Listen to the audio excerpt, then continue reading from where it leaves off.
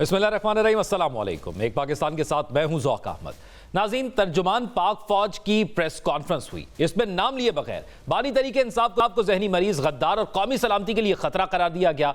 हुकूमत और इत्तेहादी जमातों ने इस प्रेस कॉन्फ्रेंस के हक में बयान दिए। इसके बाद गुज़िश्ता रोज तरीके इंसाफ की क़यादत का लहजा कुछ नरम तो हुआ था, लेकिन आज पेशावर जलसे के दौरान फिर से जारहाना बयान दिए गए हैं। सवाल यह है कि अब आगे क्या होगा। खबरें यह भी हैं कि तहरीक इंसाफ के कुछ हल्के ताल्लुकात की खराबी में बानी को ही जिम्मेदार समझते हैं। सीनियर सहाफ़ी अंसार अब्बासी की खबर के मुताबिक तहरीक इंसाफ के अंदरूनी हल्कों में कुछ सीनियर रहनुमाओं ने तस्लीम किया है कि बानी तहरीक इंसाफ की जानिब से सोशल मीडिया पर फौजी क़यादत के खिलाफ मुसलसल तज़हीक आमेज़ जुबान के इस्तेमाल ने पाक फौज के सख्त रद्द अमल में अहम किरदार अदा किया। पार्टी ज़राए के मुताबिक यह मामला पीटीआई क़यादत में ज़ेर बहस आया। एक सीनियर पीटीआई रहनुमा ने नाम जाहिर न करने की शर्त पर सहाफ़ी अंसार अब्बासी को बताया कि जब हम मुसलसल और बार बार ये सब करेंगे तो दूसरी तरफ से क्या तवक्को रखी जाए। पीटीआई रहनुमा ने मजीद कहा कि अगर गिनती की जाए तो गुज़िश्ता 2 बरसों में बानी के एक्स अकाउंट से शायद 100 से ज्यादा बार फौजी क़यादत के खिलाफ सख्त जुबान इस्तेमाल की गई।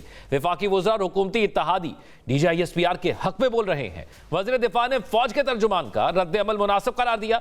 राना सनाउल्लाह ने कहा, बानी तहरीक इंसाफ ने सूरत हाल खराब की, अब बातचीत नहीं हो सकती। हसन इकबाल ने कहा, अगर DGISPR इससे भी ज्यादा शिद्दत से बोलते तो हक बजानिब थे। तलाल चौधरी ने कहा कि पीटीआई सियासी जमात के जुमरे में नहीं आती, उनके इक़दामात मुल्क मुखालिफ हैं। जबकि MQM के मुस्तफ़ा कमाल ने मशवरा दिया कि तहरीक इंसाफ के दोस्त अपनी पॉलिसियों पर नजर सानी करें।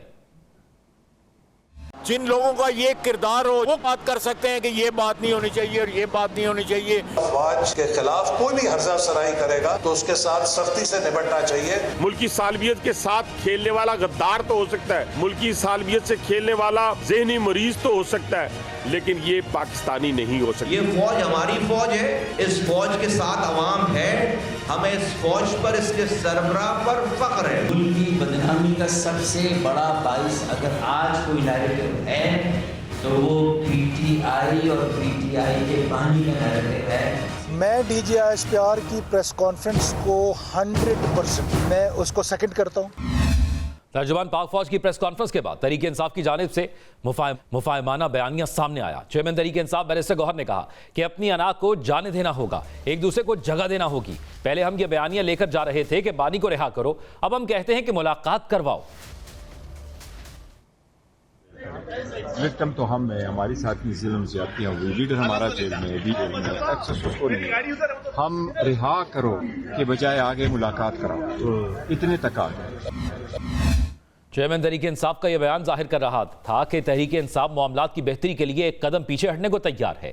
लेकिन आज पेशावर में तहरीक तहफ़्फ़ुज़ आइन पाकिस्तान को जलसा हुआ, इसमें फिर इंतहाई जारहाना लबो लहजा इख्तियार किया गया। सवाल यह है कि अब आगे क्या होगा, और इसी सवाल का जवाब जानने के लिए हमारे साथ आज स्टूडियोज़ में मौजूद हैं फ़ारूक वड़ाइच और उसके साथ साथ सैयद मुजम्मिल भी हमारे साथ मौजूद हैं। मुजम्मिल, आपसे आगाज़ करूँगा। अब सूरत हाल ये है कि एक तो ये बयान जो हमने देखा बैरिस्टर गौहर का, जिसमें उनकी जानिब से कहा गया कि पहले हमारा मुतालिबा था कि बानी को रिहा करो, अब हमारा मुतालिबा ये है कि बानी से मुलाकात कराओ। उन्होंने कहा कि सिर्फ एक को माइनस करने में सबको माइनस कर दिया जा सकता है। अब इस सूरत हाल के अंदर जहाँ पर एक जानिब ये समझ आ रही थी कि शायद पाकिस्तान तहरीक इंसाफ अपने बयानिए में नरमी लाएगी, तो आज जो पेशावर में जलसा हुआ उसमें फिर सख्त बयानात हुए, तो अब समझ क्या आ रही है? और वही सवाल जो सब सोच रहे हैं, सब उसका जवाब तलाश कर रहे हैं, वही आपके सामने रखूंगा कि आगे क्या होने जा रहा है। देखें, इससे तो पहली चीज़ तो ये वाज़ेह होती है कि जो कन्फ्रंटेशन थी ये उसकी पीक है। उसकी वजह है कि हमें मालूम है कि DG साहब की जो प्रेस कॉन्फ्रेंस थी वो भी अनप्रेसिडेंटेड थी। इससे पहले मेरा नहीं ख्याल कि मेरी पॉलिटिकल मेमोरी या प्रोफेशनल जो एक्सपोजर है उसके अंदर मैंने देखा हो कि इतनी क्लैरिटी से या इतनी हीटेड आर्ग्यूमेंट्स जिस तरह के किए गए वो किए जा रहे हैं। और वो इसीलिए कि अब ये ओवरऑल मुआशरे के अंदर अगर आप नोटिस करें ना, पिछले 8-10 साल में पाकिस्तान की पॉलिटिक्स में अग्रेशन इतना ज़्यादा बढ़ चुका है कि अब दोनों साइड्स, और दोनों साइड्स से मेरी मुराद एक रूलिंग अलायंस है जिसमें PMLN भी है, पीपल्स पार्टी के पास आईनी ओहदे भी हैं, और दूसरी साइड तहरीक इंसाफ है। ये दोनों साइड्स ये समझती हैं कि एक दूसरे के लिए ये एग्जिस्टेंशियल थ्रेट बन चुके हैं, और अगर हम नहीं हैं तो वो होंगे, और अगर वो नहीं है तो हम हैं। इसीलिए दूसरे को सप्रेस करके ही आगे बढ़ना है, इकट्ठे नहीं बढ़ना। और मैं इसकी ज़्यादा जिम्मेदारी खान साहब के ऊपर डालता हूँ, क्योंकि उन्होंने सियासत में इस कल्चर को मज़ीद परवान चढ़ाया कि कि मैं वापस आकर एसी उतार दूंगा, अमेरिका जाके मुंह पे हाथ फेर दिया, फिर इनके मिनिस्टर्स हफ्ता पहले अनाउंस करते थे कि किसको नैब ने उठाना है अगले हफ्ते।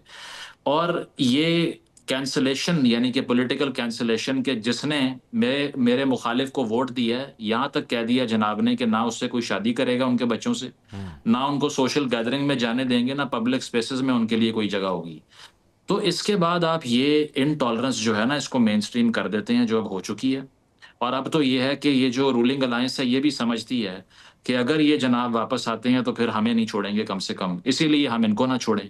बहुत ही अनफॉर्चुनेट इसीलिए है कि सियासत बर्दाश्त की और इकट्ठे चलने की एक साइंस है, जिसमें अगर आप बातचीत बंद करेंगे और पॉलिटिशियन के पास हथियार तो नहीं होते कोई, या वो कोई मिलिट्री कमांडर तो नहीं होता पॉलिटिशियन के वो उसका इस्तेमाल करके कैप्चर कर लेगा अपने मुखालिफिन को, उसने बात ही करनी होती है।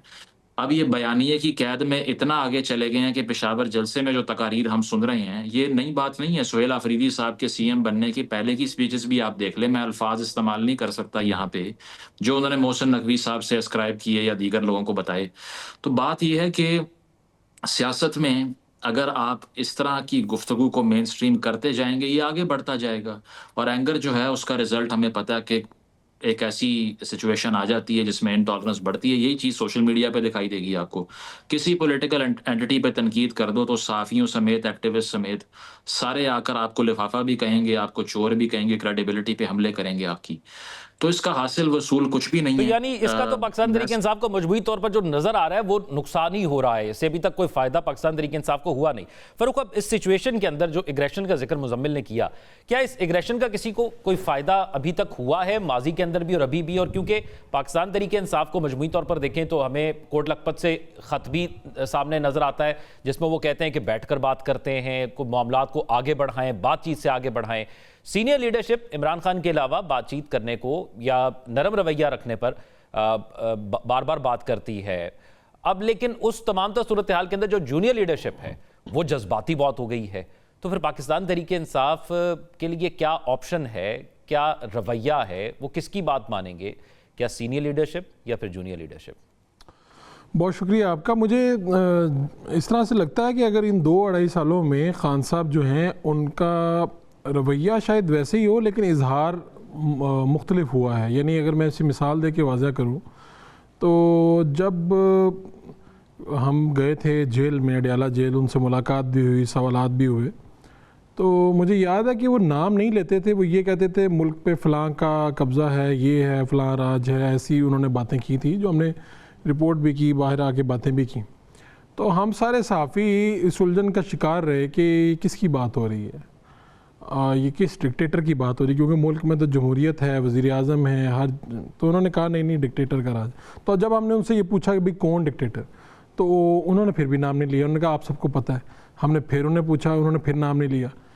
फिर अब मैं देखता हूँ कि एक लेवल ऐसा आया है कि अब वो नाम लेने लग पड़े हैं और अब वो नाम लेते हैं, फिर वही नाम जो हैं फेसबुक पे, एक्स पे, उनके जो पेजेस हैं वहाँ पर आते हैं। ये बात यहाँ तक क्यों पहुँची? मुझे लगता है खान साहब जो हैं उनको कहीं पर कोई रास्ता नज़र आता था, शायद अब रास्ता नज़र नहीं आता, और उन्हें लगता है कि शायद इसी में से ये जो एग्रेशन है इसी में से उनके लिए कोई रास्ता निकलेगा। और दूसरी तरफ जो आपने बात की ना, मैं इन लोगों को जानता हूँ, यहाँ पर जो लोग जेल में हैं, लाहौर की जेल में, उनमें से अक्सरियत यही चाहती है। अक्सरियत ये चाहती है कि बात हो। अक्सरियत ख़त भी लिख चुकी है। उन्होंने, वो ख़ुद ज़्यादा हिम्मत इसलिए नहीं करते कि देखिए जो यहाँ पर हिम्मत दिखाएगा ना, एक बात तो याद रखिए, पॉपुलैरिटी है इमरान खान की। इमरान खान के अलावा कोई शख्स नहीं है। यानी अगर आप इमरान खान नहीं है तो पार्टी का कोई वजूद नहीं है। और ख़ान साहब की जो ज़हनियत है, एक दिन मैंने उनके एक कज़न से पूछा, उनके बड़े करीबी से पूछा, मैंने पूछा भी खान साहब ने अपनी क्या सोच रखा है कि आगे उनकी पार्टी कैसे बढ़ेगी, उनका एक मिशन है, ये है वो। उनका खान साहब तो कहते हैं मैं हूँ तो पार्टी है, मैं नहीं हूँ तो चाहे पार्टी ना भी हो तो खैर है। तो यानी एक तमाम सियासी पार्टियों का कल्चर यही है। लेकिन चलो वो तो इसका इजहार बाकायदा कर देते हैं कि मैं है वहाँ तो गेम होएगी वरना कोई नहीं होएगी। अच्छा, ये जो बात है ना, अब रास्ता जो ये मैंने अभी हालिया प्रेस कॉन्फ्रेंस है इसमें बड़ी शिद्दत थी। देखिए आप ज़हनी मरीज़ कहते हैं, आप बाकी बातें जो कह रहे हैं, उसके नतीजे में आगे से ये तो मुमकिन नहीं है। मैं एक छोटी सी मिसाल देता हूँ कि एक कारकुन थे, वो एक दूसरे की पार्टी को बुरा भला कह रहे थे। मैंने कहा क्या हुआ? उन्होंने कहा जी ये हमारे लीडर को बुरा भला कह रहे हैं, गालियाँ दे रहे हैं। तो मैंने दूसरे को कहा यार आप क्यों कर रहे हो? उसने कहा जी इन्होंने हमारे लीडर को कहा था बुरा। तो मैंने नतीजा ये निकाला कि भाई अगर एक के लीडर को बुरा कहोगे तो वो तुम्हारे लीडर को भी बुरा कहेगा। अच्छा, यही आगे हर जगह पे चीज़ चल रही है।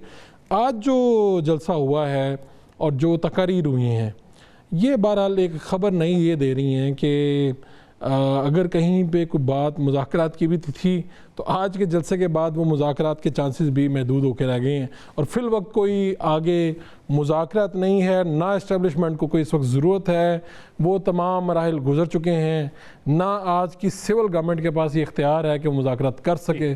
तो बात यहाँ पर फंसी हुई है और दोनों तरफ जो लोग हैं जिनको मैं जानता हूँ, थोड़ी सी अना का मामला है, ज़िद का भी मामला है और खान साहब ने फाउल भी बहुत प्ले कर दिए हैं। तो वापसी का पता नहीं, मुझे नहीं लगता रास्ता मिलेगा, नहीं मिलेगा, अल्लाह करे रास्ता मिल जाए।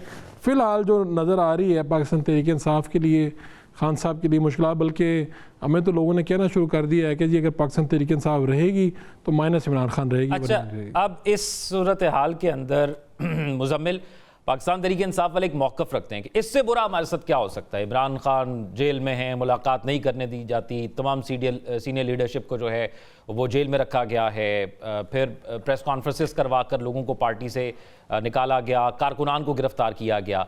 तो अब हुकूमत कर क्या सकती है? क्योंकि बयानिया तो वही है, पाकिस्तान तहरीक इंसाफ उससे पीछे भी नहीं हट रही।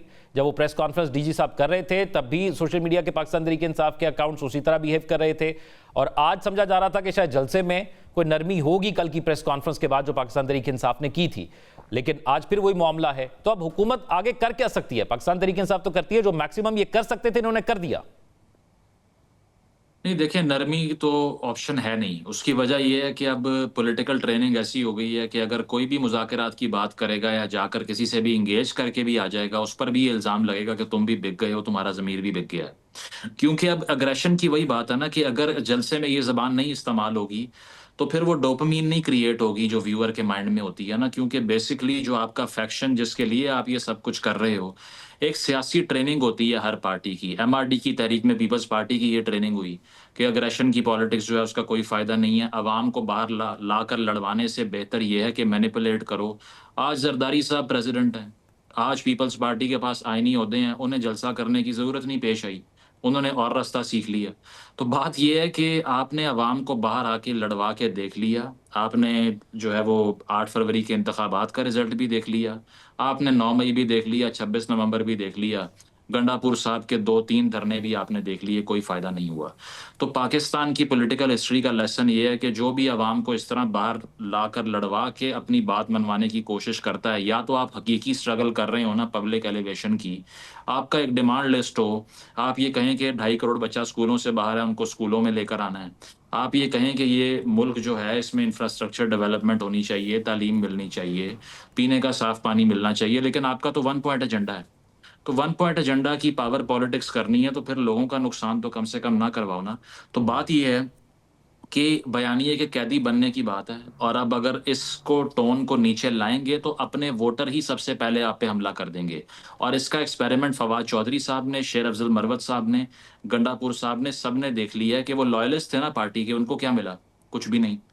तो देयर इज नथिंग शॉर्ट कि जो वहां से हुक्म आ रहा है वो करते रहो, आंखें बंद कर लो अपनी। अगर उसके अलावा कुछ किया तो आपकी क्रेडिबिलिटी पे भी हमले होंगे। लेकिन मुजम्मिल, क्या इसका एक और वे पाकिस्तान तहरीक इंसाफ नहीं निकाल सकती कि वो इदारे को तनकीद का निशाना बना रहे इमरान खान साहब, वो हुकूमत को बनाए? हुकूमत को बनाने पर तो किसी को एतराज नहीं होगा। नहीं, उसमें उनको पता है कि वो पॉपुलर बयानिया नहीं है, बयानिया एंटी स्टैब्लिशमेंट होता है, और हर इलेक्शन के अंदर, पिछले इलेक्शन में भी वही चला है। मैं आपको ना एक छोटा सा किस्सा सुना देता हूँ। जब चंद वर्कर्स को एक मजहबी पार्टी के वजीर आजम हाउस के बाहर लाके खड़ा कर दिया गया ना नवाज शरीफ साहब के दौर में, तो उस वक्त जो प्रिंसिपल सेक्रेटरी थे वो बाहर खड़े हुए थे, उन्होंने कहा आईजी साहब को, पुलिस वालों को, कि एक्शन क्यों नहीं ले रहे, ये वजीर आजम हाउस के गेट पे आ गए। उन्होंने कहा ऑर्डर नहीं है हमें। तो बात यह है कि इनको वो माहौल मिला है पीटीआई को, क्योंकि ये मैदान साफ करके खेलने की ट्रेनिंग 10 साल लेकर फिर यहाँ तक पहुंचे हैं। ये तो एक दिन ऐलान किया करते थे, अगले दिन सुप्रीम कोर्ट की दीवारों पे शलवारें लटका दिया करते थे, सारा मुल्क बंद कर दिया, डी चौक, फाइनल कॉल, सेमीफाइनल कॉल। तो इनको उस माहौल में खिलाने की ट्रेनिंग हुई थी, इसीलिए अब ये इनको इनटॉलरेंस की बातें करना इनको समझ नहीं आएगा, because they have been born and bred into that industry, जिसमें उनको साफ मैदान मिलेगा, धरने करवाए जाएंगे, 126 दिन उनको बिठाया जाएगा वहाँ पे, उसके बाद में हुकूमत तोहफे में दी जाएगी, जहांगीर तरीन का जहाज भर के उनके पास आएगा और आज वो हमें एंटी एस्टैब्लिशमेंट बातें बताएंगे। तो जो टोन इस पार्टी की सेट हुई थी वो मुज़ाकराती टोन है ही नहीं। एक आदमी जो ये कहता है कि मैं TTP से बात कर लूँगा, PDM से बात मैं नहीं कर सकता, ये कोई पॉलिटिकल फैक्शन नहीं है। इसीलिए खान साहब की पॉलिटिकल ट्रेनिंग में ये शामिल ही नहीं है कि सियासी कुव्वतों के साथ बैठना है, इसीलिए वो ख़त भी आर्मी चीफ को लिखेंगे, नवाज शरीफ को नहीं लिखेंगे। अभी फ़ारूक, अब मसला ये है कि जैसे आपने कहा कि माजी में सियासत कुछ और तरह की होती थी, लेकिन हमने ये भी देखा कि सियासत में आ भी जाता है, तब्दीली आ भी जाती है। कौन सोच सकता था कि PMLN और पाकिस्तान पीपल्स पार्टी इस तरह साथ बैठकर हुकूमत चलाएगी। फिर वज़ीर आज़म साहब बार बार कह चुके, असम्बली में PTI को कह चुके, मिसाक मईशत करते हैं, आओ मिलकर बैठकर बात करते हैं। फिर इस साल के शुरू में जनवरी में हमने देखा कि ये दोनों जमातें बैठी भी, फिर लिख के लाओ ना लिख के लाओ, इस तरह का मामला हुआ भी। तो कहीं भी हम ये तो नहीं कह सकते कि सियासत में फुल स्टॉप लग गया है। तो क्या इस मामले के ऊपर अभी भी वज़ीर आज़म साहब इनको टेबल पर बिठाने के लिए राजी हो सकते हैं, होंगे? इस मौके पर जब पाकिस्तान तहरीक इंसाफ पर इस कदर सख्त प्रेशर है, तो क्या वज़ीर आज़म साहब उनको ऑफर करेंगे? देखिए, वज़ीर आज़म साहब के पास मेरे ख्याल में ये इख्तियार जो है वज़ीर आज़म साहब के हाथ से निकल गया है। ख़ास तौर पे इस प्रेस कॉन्फ्रेंस के बाद, इस जलसे के बाद वो माहौल नहीं है कि शायद सियासतदान ही अब तय कर पाएँ। मैं माज़रत के साथ, ये मेरी अपनी समझ बूझ है और मुझे ये लगता है कि वो मौका सियासतदानों ने ख़ुद अपने हाथ से गंवा दिया है। अब अगर शायद ये हुकूमत संजीदा भी हो तब भी शायद इन्हें वो माहौल नहीं मिलेगा। यानी संजीदा होने से मुराद ये है कि दूसरी तरफ से मुतालबा किया जाएगा कि आप हमारी मुलाकातें खोल दें, ये कर दें, ये फैसिलिटेट करें, यहाँ से बात आगे बढ़ेगी। तो ये वाला जब बुनियादी इख्तियार ही हुकूमत नहीं इस्तेमाल कर पाएगी तो फिर बात कैसे आगे बढ़ेगी। दूसरी बात है, क्या एक फ़रीक बात करना भी चाहता है या नहीं चाहता, तो ये बड़ी क्लियर बात है। और तीसरी सबसे अहम बात ये है जो ख़बर है हमारे लिए, वो ये है कि देखिए आज पेशावर में जलसा हो रहा था। अली अमीन गंडापुर जो हैं वो वज़ीर आला भी रहे, वो सूबाई सदर भी थे, अभी 1 साल पहले ख़त्म हुए हैं, तो यानी कि लंबे अरसे तक वो तो उसके जेल भी काट सब कुछ हुआ, यानी इनके ताने भी सहे, वो आज भी इमरान खान के साथ खड़े हैं। तो मेरी समझ, मैं नहीं समझ पाया कि उन्हें मदऊ नहीं किया गया या वो आए नहीं इस जलसे में, क्योंकि मुझे स्टेज पे कहीं नज़र नहीं आए। हो सकता है मुझसे कोई भूल चूक हो गई हो, लेकिन मुझे वो नज़र नहीं आए। और दूसरी तरफ मुझे पाकिस्तान तहरीक इंसाफ की क़यादत से ज़्यादा यहाँ पर मुस्तफ़ा नवाज़ खोखर नज़र आए, मुझे यहाँ पर अल्लामा राजा नासिर साहब नज़र आए, मुझे इस तरह के अफराद यहाँ पर नज़र आए हैं। और इनका ये जो अफराद हैं बड़े काबिल कदर हैं, लेकिन इनका एक मसला है कि ये अब जो बात कर रहे हैं एंटी एस्टेब्लिशमेंट है, मेरे ख्याल में इमरान खान भी ये जान चुके हैं कि अब उनकी पार्टी के अंदर इतनी तप्पड़ नहीं है कि वो इस्टेब्लिशमेंट के आगे कोई रुकावट खड़ी कर सके। तो यही वजह है कि उन्होंने मदद मांगी है ओपोजिशन लीडर, चाहे सेनेट का हो चाहे कौमी असम्बली का हो, वो महमूद अचकज़ई साहब को बनाना चाहते हैं। उन्हें पता है कि उनके अपने लोग कंप्रोमाइज़ हैं, सिचुएशन ऐसी नहीं है, बाहर जेल से बाहर बहुत हालात ख़राब है। लेकिन मसला एक फिर बुनियादी यहाँ पर ये है कि सियासी लोग मौजूद नहीं है। आपने कहा कौन सोच सकता था PMLN और फलाने ऐसे बैठेंगे, भाई लोग मौजूद थे, मुज़ाकरात हुआ करते थे। इस्टेब्लिशमेंट यहाँ पर गुजरावाला में नारा लगता था, नवाज शरीफ साहब ने आर्मी चीफ और DGI के ख़िलाफ़ नारा लगाया, दूसरी तरफ उनके लोग मिला करते थे, बातचीत किया करते थे, एंगेजमेंट थी यहाँ पर। आज के दिन तो ये हालत है कि एस्टेब्लिशमेंट ने एंगेज ही नहीं किया। नहीं तो फ़ारूक, ये जो पाकिस्तान तहरीक इंसाफ से जिन सियासी लोगों का ताल्लुक नहीं है और जिनसे इमरान खान आप कह रहे हैं कि उम्मीद रखते हैं, वो गारंटी भी इमरान खान की देंगे? क्योंकि इमरान खान तो किसी को बाख्तियार ही नहीं करते। वो हमारे एक दोस्त थे, वो वज़ीर बन गए इनकी कैबिनेट में, तो उन्होंने ये वाक़या सुनाया। उन्होंने कहा जी जब ये ज़मान पाक, ये उन दिनों की बात है, ज़मान पाक में बड़ी रौनक हुआ करती थी, यहाँ पर पराठे भी लगते थे, यहाँ पर पूड़ियाँ भी लगा करती थी। तो तब उन्होंने कहा कि उन्होंने कि मैंने उन्हें कहा जी वो बातचीत करना चाहते हैं।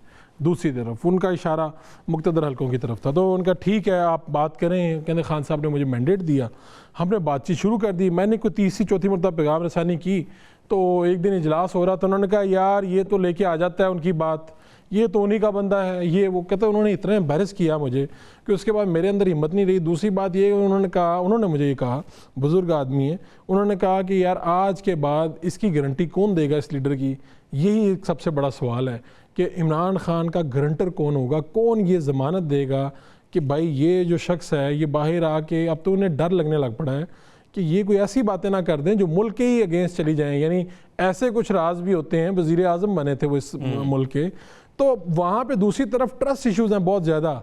ये देखिए दरमियान में कोई ना कोई जामन बनता है, मुलाकातें होती हैं, चीज़ें नरम होती हैं, ऐसे तमाम रास्ते बंद हो चुके हुए हैं। जैसे कहा जाता है कि बेनज़ीर की ज़मानत अमेरिका या नवाज शरीफ साहब की भाई यहाँ पर भी लोकल कोई बातचीत करने वाला तो वो या तो अंदर है बेचारे या जो बाहर है, इनको खुद ही निकाल दिए लोग। अच्छा मुजम्मिल, मामला ये है कि पाकिस्तान तहरीक इंसाफ के कुछ लोग ये समझते हैं कि पाकिस्तान तहरीक इंसाफ की इस तमाम सूरत हाल के अंदर पॉपुलैरिटी बड़ी है, और दूसरी तरफ ये तासुर भी है कि पाकिस्तान तहरीक इंसाफ के अंदर दरार पड़ रही है। उसकी बुनियादी वजह जो NDU में जो लोग गए उनको गद्दार कहा गया खुद सोशल मीडिया पर, फिर जो इनकी हमशीरा ने इंटरव्यू दिया भारतीय चैनल्स पर, उसकी वजह से भी कहा जाता है कि पार्टी के अंदर बहुत इख्तलाफ है। तो क्या इस सूरत हाल के अंदर और इस तमाम दौरानिए के अंदर पाकिस्तान तहरीक इंसाफ की पॉपुलैरिटी का ग्राफ ऊपर गया, या यहाँ पर कोई फुल स्टॉप लगा है और अब एक नीचे की तरफ भी जाता हुआ दिखाई दे रहा है? नहीं, बिल्कुल ऊपर गया, इसमें तो कोई दो राय नहीं है कि अगर 1.5 साल और निकालने देते उनको तो खुद ही पॉलिटिकल डिमाइस हो जानी थी, ख़त्म हो जाती। उसकी वजह यह है कि आपको याद है कि बाई इलेक्शन जो इनके अंडर हो रहे थे, स्टेट अपरेटस का इस्तेमाल करने के बावजूद ये लोग हार रहे थे जब डस्का में फॉग आ गई थी। ठीक है, तो बात यह है कि क्योंकि एक ऐसा इंसान जिसके पास काबीना के 4 लोगों की टीम नहीं बन सकी पिछले 25 सालों में, उसको आपने जाइंट बना दिया हुकूमत से निकाल के। मैं समझता हूं कि इमरान खान और PTI पे इससे बड़ा नस्लों का एहसान नहीं होगा किसी का कि वोट ऑफ नो कॉन्फिडेंस ले आए उनके अगेंस्ट। अदरवाइज 1.5 साल उनको बर्दाश्त करते और उसके बाद मेरा नहीं ख्याल कोई टिकट लेने को रेडी होता उस टाइम पर, क्योंकि अपने फॉलोअर्स इनके जो कि बिल्कुल ब्लाइंडेड होते हैं in the face of reason, because आप कोई रैशनल आर्ग्यूमेंट करेंगे वो आगे से सिर्फ हम नहीं बाज आएंगे ही सुनाएंगे आपको, इसके अलावा आर्ग्यूमेंट नहीं होता। कोई ये नहीं बताता कि 2013 में जब हुकूमत ली थी पख्तूनख्वा में 53% लिटरेसी रेट था, 2025 में 51% है, और जलसे आप करके धमकियां दे सकते हैं, परफॉर्मेंस का आपको ABC नहीं आती कुछ भी। तो ये परफॉर्मेंस के ऊपर तो नहीं चले आज तक, बयानिए पे ही चले हैं, और बयानिया जो उनको चाहिए था वो perfectly vote of no confidence ने इनकी झोली में डाल दिया। अदरवाइज एक ऐसा इंसान जो कि ऑपोजिशन पॉलिटिक्स का एक लिहाज से मास्टर है, क्योंकि मीडिया प्रोपेगेंडा जानता है, मैं समझता हूँ खान साहब की मीडिया मैनिपुलेशन जैसी है, बाकी सारी पार्टीज को मिला लें अगले 20 साल में भी वो समझ तक नहीं पाएंगे कि करते किस तरह ये काम। तो वो बयानिया आपने उनको प्रोवाइड करके उनको सबसे बड़ा तोहफा दिया, उसको उन्होंने यूटिलाइज किया, और आज वो आपके सामने है कि वो हुकूमत ना पूरी होने की वजह से हर कोई ये समझता है कि he is the solution to all problems of this country.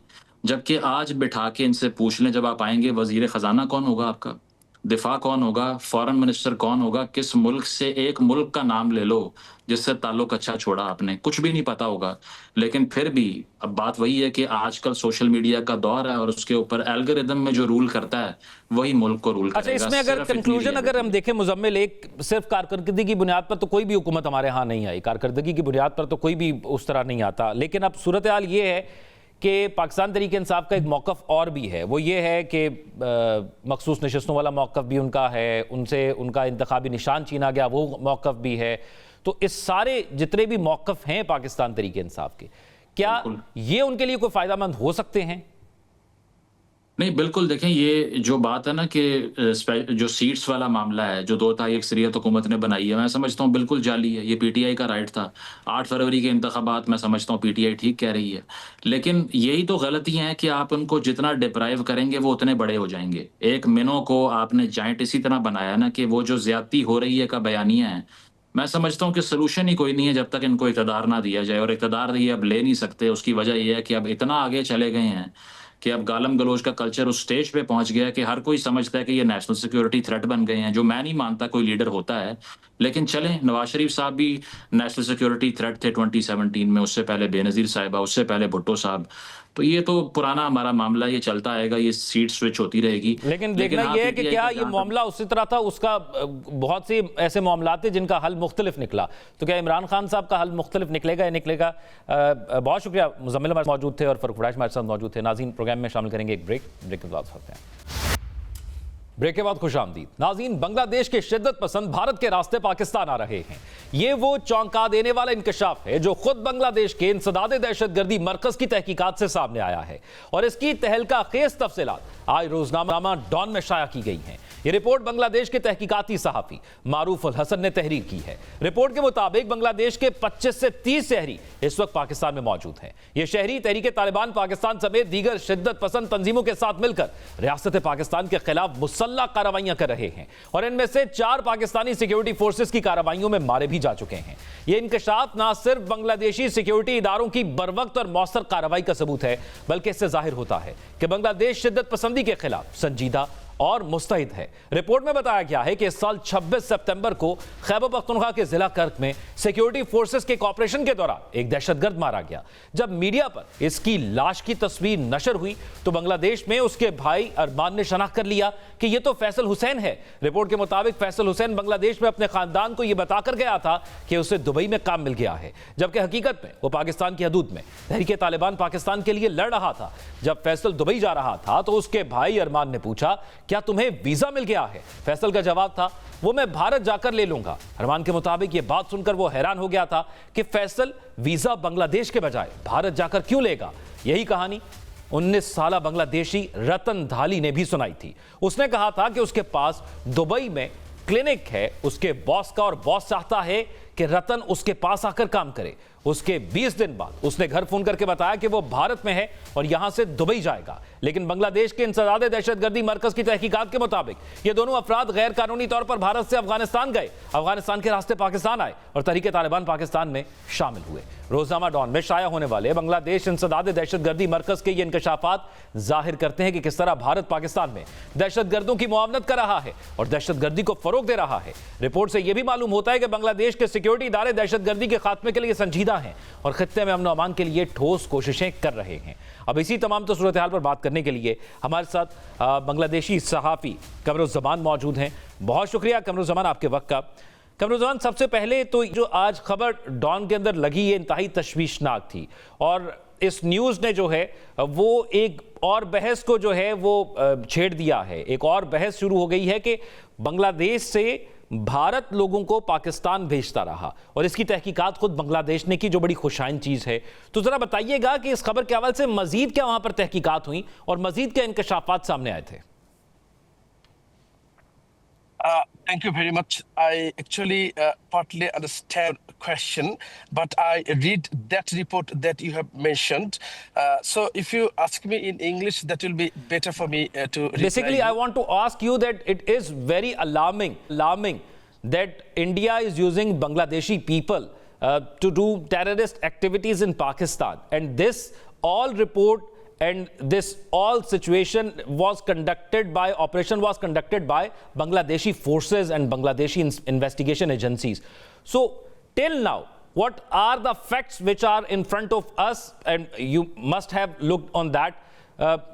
Our viewers also want to know that what else is going on in this. Thank you very much for having me. Actually, you know that after the fall of Sheikh Hasina administration on August 5, 2024, now India is in tension because India's most loyal Prime Minister, actually in the history of Bangladesh, has fallen. So it's a matter of great tension for them.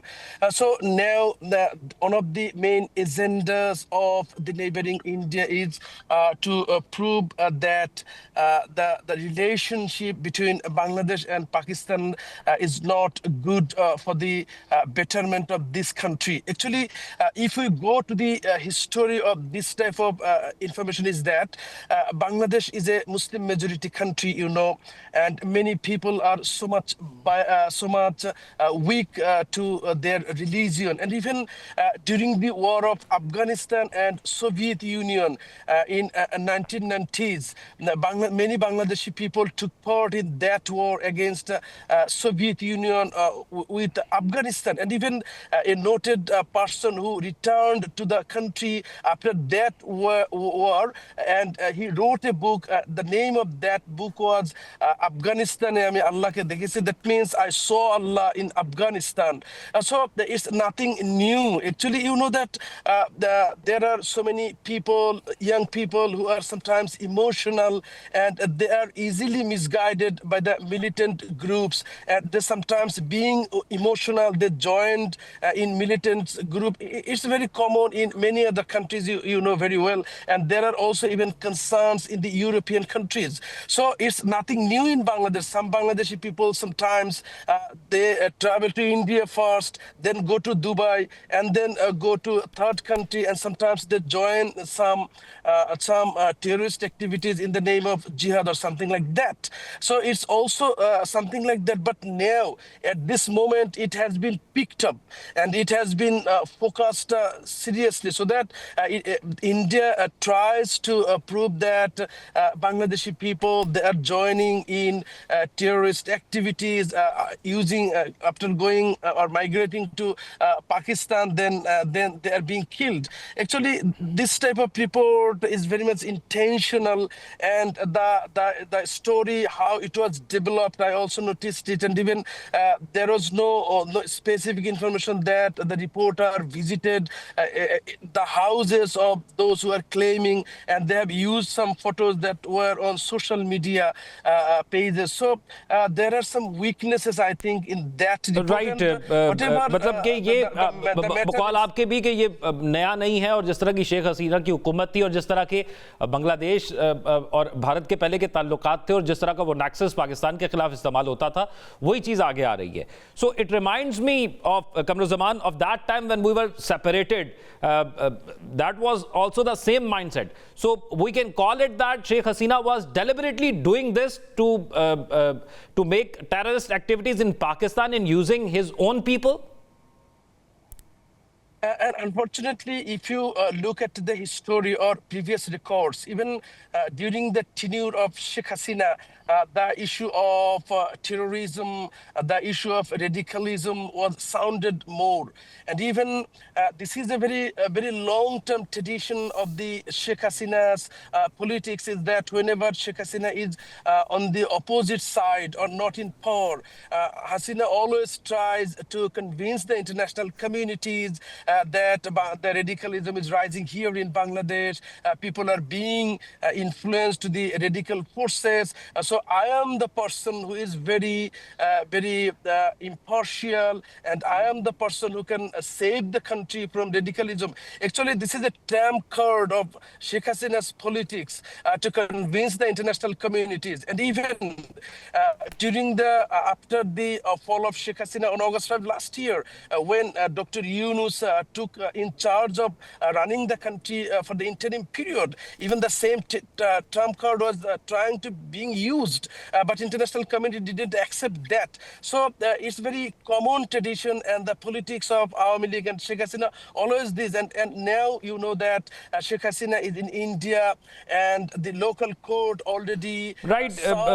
इस तमाम दा सूरत हाल में कमरुज़्ज़मान साहब, I just want to narrate it what you said to my audience in Urdu that ये एक नक्सस था और शेख हसीना ने हमेशा से कोशिश की कि वो ये जिता सके कि इस मुल्क को यानी बांग्लादेश को वही बचा सकती हैं, और इन तमाम सोचों के खिलाफ वो काम कर रही है. लेकिन बज़ाहिर तौर पर यही नज़र आता है कि क्योंकि अब वो हुकूमत चली गई है और अब वो डायरेक्टली नज़र आ रहा है कि वो किस किस तरह इन्वॉल्व थी भारत के साथ मिलकर पाकिस्तान के अंदर दहशतगर्दी और शिद्दत पसंदी को हवा दे रही थी. और ख़ुद बांग्लादेश के अंदर इस रिपोर्ट के अंदर ये भी बताया गया कि वहाँ पर भी इस तरह की कुव्वतें जो सर उठा रही हैं.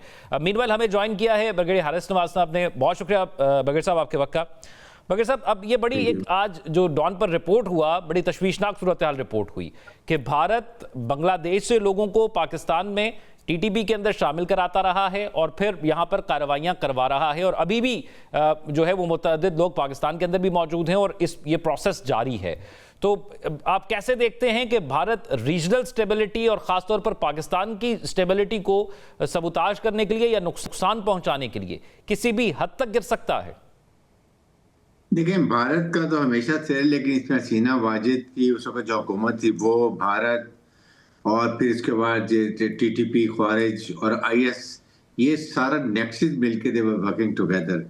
और उन्होंने यही बेस्ट सोचा कि बांग्लादेश के भी जो मोटिवेटेड यंग बच्चे हैं मुसलमान, उनको उन्होंने जो ये जहाद के लिए तैयार किया, उनको फिर उनको बजाय दुबई ले जाने के they would take them first to India जाके उनको ट्रेन करते थे, प्रॉपर ट्रेनिंग दिला के फिर वहाँ से पाकिस्तान को यहाँ पर बॉर्डर क्रॉस करवाते थे और फिर पाकिस्तान से इनको तहरीक तालिबान या ये फितलर ख्वारिज इनके साथ उनको मिला के फिर दे के पाकिस्तान से अटैक करवाते थे। तो ये it is a very dangerous ये जो था इसमें प्रोसीजर। इसमें 9 टेररिस्ट ऑर्गेनाइजेशन हैं जो बांग्लादेश में भी काम कर रही हैं और वो भी इसमें काफ़ी हद तक साथ ही तहरीर इराद जो है वो भी इसमें शामिल थी और ये सब मिल के बेसिकली था कि इनको एनरोल करके फिर इंडिया भेजते हैं, वहाँ ट्रेन करते थे। ट्रेनिंग के बाद इन लोगों को पाकिस्तान के थ्रू बॉर्डर क्रॉस करवा के फिर अफगानिस्तान भेजते, वहाँ से ये ऑपरेट करते थे पाकिस्तान के लिए। सो ये इंडिया किसी हद तक जा सकता है। प्रॉब्लम ये है कि इंडिया के हेजमोनिक डिज़ाइन जो हैं वो यही थे कि किसी तरीके से भी ये पूरे सीरिया का पुलिसमैन इंडिया बन जाए और दे फील ऑलवेज कि पाकिस्तान है जो ये एक स्टम्बलिंग ब्लॉक है because Pakistan strong state, sovereign state है, मिलिट्री बहुत स्ट्रॉन्ग है and we will not accept, we wanted to India should treat us like a normal sovereign important state. वो करना नहीं चाहते थे जिसकी वजह से भी इन्होंने ये तरीके इस्तेमाल किए। मकसद ये था कि पाकिस्तान को डिस्टेबलाइज करें, टीटीपी को सपोर्ट करें, ख्वारिजियों को सपोर्ट करें, हिंदुस्तान को खुद सपोर्ट करें, उसके बाद आईएस को सपोर्ट करें, आईएस खुरासान उनको सपोर्ट करते हैं सारे ग्रुप। और ये जो अक्सर बेचारे मिसिंग पर्सन जो यहाँ चले कि माँ बाप को पता नहीं है बांग्लादेशी और वो जा रहे हैं। और अब बांग्लादेश हुकूमत ने 9 टेररिस्ट ऑर्गेनाइजेशन को बैन कर दिया है। आई थिंक ये यूनस जो इनके चीफ एग्जीक्यूटिव बहुत अच्छा काम कर रहे हैं और इसी रिपोर्ट के अंदर एक चीज और भी मेंशन थी कि वो वहां पर भी सर उठा रही हैं, बांग्लादेश के अंदर भी वो एक्टिविटीज फेस कर दी। तो ये फिर भारत सपोर्ट कर रहा है उनको वहां पर भी डिस्टेबलाइज करने के लिए 100%। वहां पर अभी आपके सामने 20 में 17 फॉरेनर्स थे वो मारे गए, 2 पुलिसमैन मारे गए और ये अब वहाँ एक नया सिलसिला शुरू कर दिया। बिकॉज इंडिया वांटेड सब जगह टेररिज्म करके अपनी हेजमोनिक डिजाइन थे वो पूरे करना चाहता था, लेकिन मेरे ख्याल में बड़े अच्छे मौके पर सीना वाजिद फारिग हो गई, इंडिया का इन्फ्लुएंस खत्म हो गया, बांग्लादेश ने अपनी हुकूमत मर्दी की नहीं बना ली। अब आई एम श्योर कुछ अच्छे के डेमोक्रेटिक प्रोसेस के थ्रू इलेक्शन भी हो जाएंगे जहाँ अपनी मर्दी की हुकूमत भी लेंगे। तो और पाकिस्तान के इंडिया के बांग्लादेश से बहुत अच्छे ताल्लुकात हो गए बिकॉज देवर द ब्रदर्स। और अभी आपके देखिए हमारे कितने विजिट्स हो रहे हैं, फ्लाइट शुरू हो गई हमारी, अभी हमारे नेवल चीफ गए हुए थे, फिर क्रिकेट टीम का एक्चुअली जब मोर इंटरेक्ट होता है people to people, government to government, military मिली, उतना ज्यादा इंडियन इन्फ्लुएंस ने वो अपना किरदार तो अदा किया, दोनों मुल्कों को अलहदा कर दिया, लेकिन वो यकीनी तौर पर मुस्तकिल नहीं हो सकता था। वो इबाहम दूर हो गए और वो पता लग गया कि किस शख्सियत की वजह से ये उस वक्त भी रहा और अब भी आगे उसी की नस्ल की वजह से रहा। बहुत शुक्रिया। ब्रिगेडियर हारिस नवाज साहब अरसद मौजूद थे, बांग्लादेशी साहब नुरजवान साहब अरसद मौजूद थे जो अपनी राय के हवाले से आगाह करें। नाज़रीन, एक ब्रेक की जानिब बढ़ेंगे और ब्रेक के बाद एक इंतहाई अफसोसनाक खबर की तफसीलात आपके साथ शामिल करेंगे कि एक बाप ने अपनी बेटी के साथ खुदकुशी की। मामला और वजह है क्या और इतनी खुदकुशियों में इजाफा क्यों हो रहा है, इस तमाम सूरत हाल पर बाद एक ब्रेक के बाद खुशामदीद। नाज़रीन, पाकिस्तान में ज़हनी सेहत का बहरान बढ़ नहीं रहा, बाकायदा चीख रहा है, लेकिन हम लोग इस चीख को भी मजाक, कमजोरी और तजलील में बदल देते हैं। आज हम बात करेंगे एक दिल दहला देने वाली खबर की। मंडी बहाउद्दीन में एक बाप, एक नौजवान इर्तजा अपने ही अंदर टूटकर बिखर गया। घरेलू झगड़ों और हालात के ना खत्म होने वाले दबाव ने आखिरकार उसके हौसले छीन लिए और उसने वो कदम उठाया जो किसी बाप को नहीं उठाना चाहिए। मियाना गोंदल का इर्तजा अपनी 3 साला मासूम बेटी को साथ लिए फुलरवान जिला सरगोदा की नहर तक गया। गाड़ी में मोबाइल रखकर घर वालों के लिए आखिरी पैगाम रिकॉर्ड किया और फिर बेबसी की इंतहा पर अपनी बेटी को सीने से लगाकर नहर में उतर गया और नहर ने बाप और बेटी दोनों को जिंदगी से छीन लिया। नाज़रीन, ये सिर्फ एक खानदान का सानिया नहीं, ये पूरे मुआशरे के जमीन पर एक नाकाबिले मुआफी सवाल है। एक बार फिर एक इंसान हालात के बोझ से हार गया जब घरों के अंदर उठने वाले झगड़े, जहनी दबाव, अदम बर्दाश्त और मदद ना मिलने की अजियत किसी नौजवान बाप को इस हद तक पहुंचा दे तो सवाल यह है कि हमारी रियासत, हमारा निजाम और हमारी समाजी ढांचा आखिर कब जागेगा। घरेलू चपक्लिश की वजह से मर्द और खवातीन शदीद डिप्रेशन और एंजाइटी का शिकार रहते हैं। जहनी दबाव एक खामोश कातिल बन चुका है। पाकिस्तान में दिमागी सेहत से मुतल्लिक गुज़िश्ता माह कॉन्फ्रेंस में तशवीशनाक आदाद-ओ-शुमार सामने आए।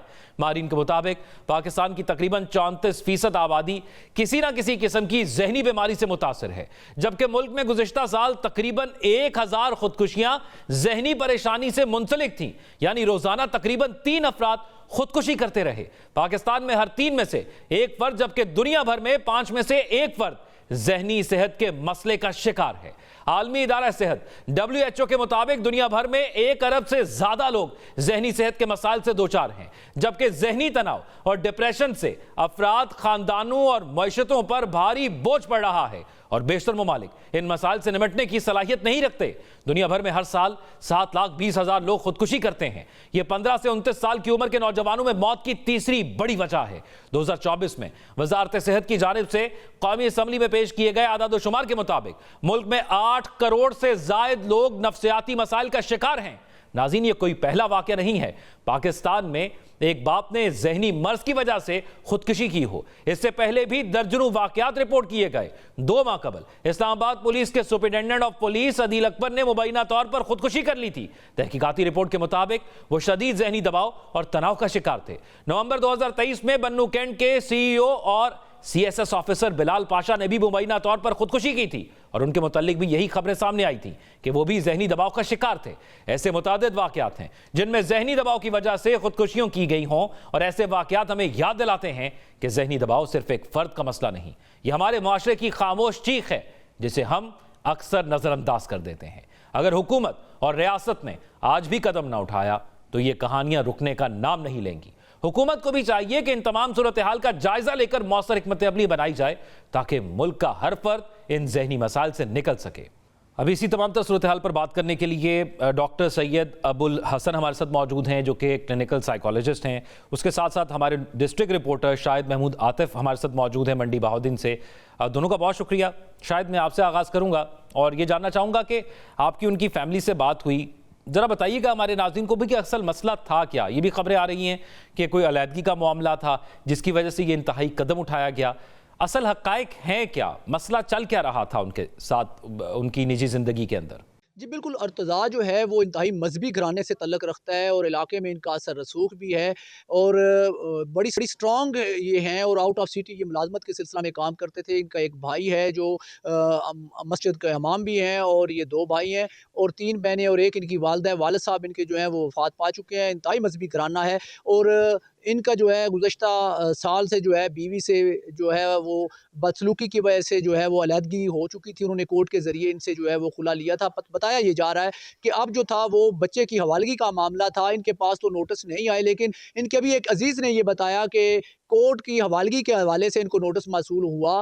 तो अर्तज़ा ने जो है वो इंतहाई चाहता था कि मैं अपनी बेटी को जो है वो इसकी माँ को ना दूँ, मैं अपने पास रखूँ, मगर दबाव में आके कि उनको ये खदशात थे कि हो सकता है कि कोर्ट मेरी बेटी को मुझसे जुदा कर दे और उसकी वालदा को उसके हवाले कर दे, जिसके दबाव की वजह से इन्होंने ये कदम उठाया।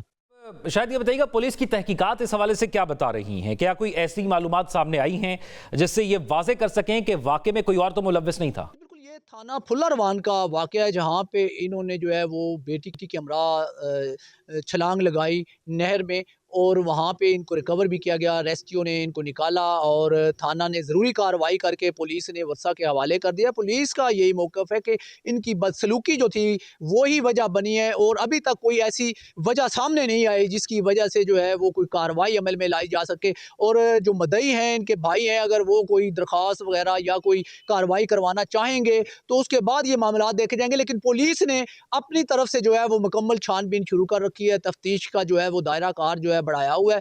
पुलिस का ये कहना है कि अभी तक जो वजह सामने आई वो बीवी से बदसलूकी ही है। अच्छा, शायद ये बताइएगा, एक तो इस शख्स के कितने बच्चे थे और दूसरा क्या ये अपनी बेटी से मिलने आए थे या बेटी इनके पास रह रही थी, और कोर्ट के ऑर्डर्स क्या थे इस हवाले से?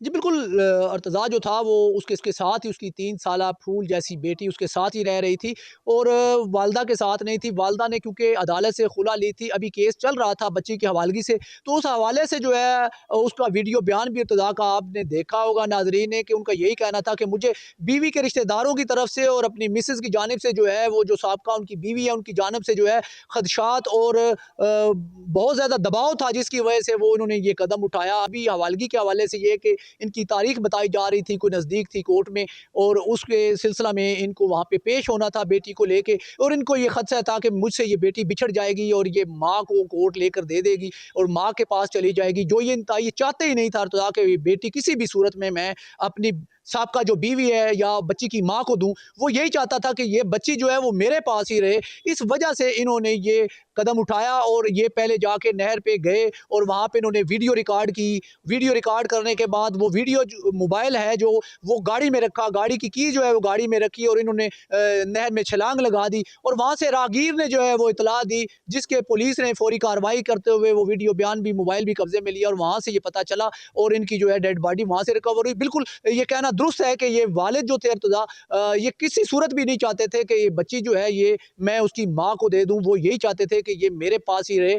इस वजह से इन्होंने ये कदम उठाया। जी, यानी बुनियादी तौर पर ये एक फैमिली इशू था जिसका दबाव बज़ाहिर अभी तक जो तहकीकात या पुलिस की जानिब से जो मौक़िफ़ है उसमें जो सामने आया, या जो हमारे रिपोर्टर कॉरेस्पॉन्डेंट भी बता रहे थे कि ये फैमिली में एक ज़हनी दबाव की कैफियत थी। शायद हमारे साथ ही आप मौजूद रहिएगा।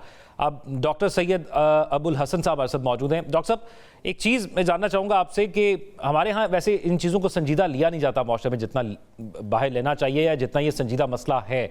बुनियादी तौर पर किसी भी शख्स को देखकर या उसकी हरकतों से या जिस तरह वो रिएक्ट कर रहा होता है, कैसे ये पता चलाया जा सकता है, कौन सी ऐसी अलामात होती हैं जिसको देखकर या ऑब्जर्व करके पता चलाया जा सके कि ये किसी एंजाइटी या ये शख्स डिप्रेशन का शिकार है, ताकि फिर उसका सद्देबाब किया जा सके?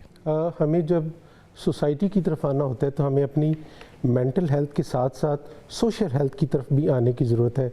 सोशल हेल्थ भी उतना ही इम्पैक्ट डालती है जितना हेल्थ या मेंटल हेल्थ आपके ऊपर डालती है। सोशल हेल्थ में हमारे नॉर्म्स हैं, वैल्यूज़ हैं, हमारा बातचीत है, हम एक दूसरे के साथ बैठते हैं, बात करते हैं, अपने मसले डिस्कस करते हैं। ये जो वाक़या आप बता रहे हैं ये बहुत तकलीफ़ दे, मैंने भी जब देखा तो इसको देखकर बड़ी तकलीफ़ हुई कि एक नौजवान जो बज़ाहिर जो है काफ़ी आसूदा नज़र आ रहा है और अपनी बेटी के साथ वो अपने आप को एक गाड़ी में से निकाल के नहर में कूद जाता है और जान दे देता है। तो आप ये देखें, और उसमें जो उसके आखिरी उसने बात की है जी उससे भी अंदाज़ा होता है कि वो बहुत ज़्यादा स्ट्रेस में था, बहुत ज़्यादा प्रेशर फील कर रहा था और किसी इब्राहिम साहब का नाम ले रहा है। 2 साल से वो मुसलसल इस मुसीबत में फंसा हुआ है। तो इसमें बज़ाहिर तो आप ये देखें ना, ये सारा हमें सोशल हेल्थ की तरफ यानी सोशलाइजेशन की तरफ लेके जाता है कि जहाँ पर आपकी कोई बात सुन नहीं रहा, समझ नहीं रहा और आपस में बैठकर बात करने से मसला हल नहीं हो रहा, तो उस वजह से आप इतना तनाव का शिकार हो जाते हैं कि आप अपनी जान ले लेते हैं और ये बहुत बड़ा कदम है। और उसमें आप ये देखें कि उसको अपनी बच्ची के हवाले से ज़ाहिर है पेरेंट्स को अपने बच्चों का ख्याल होता है। उसको ये था कि अगर मैं मर जाता हूँ तो मेरी बच्ची का क्या बनेगा, तो उसने अपनी बच्ची को भी अपने साथ जो है वो ज़ाहिर है इस अमल में शामिल कर लिया। ये मुआशरे की आप देखें एक बहुत तकलीफ़ दे सूरत हाल है। इसमें जो सबसे ज़्यादा ज़रूरी है हमें बातचीत करना, एक दूसरे के साथ मिल बैठकर मसला हल करना चाहिए। कोई भी बंदा किसी भी तरह से बहुत शदीद कदम उठा सकता है। अच्छा, अलामात क्या होती हैं कि लोग बज़ाहिर क्लिनिकल साइकोलॉजी में फंक्शनल लोग, जैसे मैं और आप बात कर रहे हैं, तो फंक्शनल लोग भी अंदर इन साइड इन डेप्थ किसी ना किसी सैडनेस, प्रेशर, एंग्जाइटी का शिकार होते हैं। ये जो काउंसलिंग है, बातचीत है, ये मसलों का हल होती है। हमने लोगों के साथ बात करना कम कर दिया है, जिसकी वजह से ये है कि हमें मसाइल का हल नहीं मिलता। ये बातचीत बहुत बड़े मसलों का हल है, लेकिन आप अगर किसी के लिए इतना ज़्यादा प्रेशर डाल देंगे कि मसला हल होने की बजाय कत्ल की तरफ, सुसाइड की तरफ या किसी बड़े नुकसान की तरफ आता है, तो आप देखेंगे माशरे की बेहसी है। और माशरे की बेहसी को ख़त्म करने के लिए हमें इक़दाम करने होंगे। हमें जो है ज़्यादा से ज़्यादा कोशिश करनी चाहिए कि हम जो इर्द गिर्द के लोग हैं उनसे बात करें। आप देखें पहले लोग इकट्ठे बैठते थे, गपशप करते थे खाने की मेज़ पर या बैठक में, या इकट्ठे होकर एक दूसरे के मसलों को समझा जाता, हल किया जाता था। ये सोसाइटी का सबसे एक अहम पहलू है और इसे नज़रअंदाज करना ये मज़ीद बिगाड़ पैदा करेगा। इसे हमें जिस तरह बाकी बीमारियां हैं इसे भी एक बीमारी के तौर पर देखना चाहिए और इसी का भी वही इलाज करना चाहिए जिस तरह हम संजीदगी से बाकी बीमारियों की तरफ बढ़ते हैं जो जिस्मानी या बज़ाहिर नज़र आने वाली बीमारियां होती हैं उनकी तरफ। बहुत शुक्रिया डॉक्टर सैयद अबुल हसन हमारे साथ मौजूद थे और हमारे कॉरेस्पॉन्डेंट शाहिद महमूद आतिफ भी हमारे साथ मौजूद थे जो कि ताज़ा तरीन सूरत हाल से आगाह करे थे। नाज़रीन, आज के प्रोग्राम से इतना ही। अपना ख्याल रखिएगा। अल्लाह हाफ़िज़।